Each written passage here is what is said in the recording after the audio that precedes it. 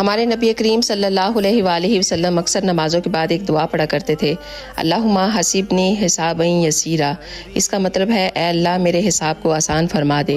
تو ایک مرتبہ حضرت عائشہ نے آپ کو اس دعا کو پڑھتے ہوئے سنا تو انہوں نے پوچھا، یا رسول اللہ حساب کے آسان ہونے کا کیا مطلب ہے؟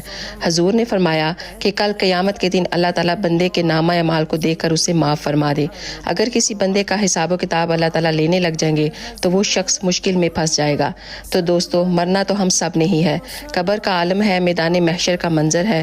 اگر ہم یہ چاہتے ہیں کہ اللہ تعالیٰ ہمارے ساتھ بھی نرمی کا معاملہ کرے اور ہم سے بھی حساب و کتاب نہ لے کر اللہ تعالیٰ ہمیں معاف فرما دے اور جنت میں داخل فرما دے، تو آپ بھی ہر نماز کے بعد کم از کم ایک مرتبہ اس دعا کو ضرور پڑھا کریں، اللہم حسبنی حسابا یسیرا۔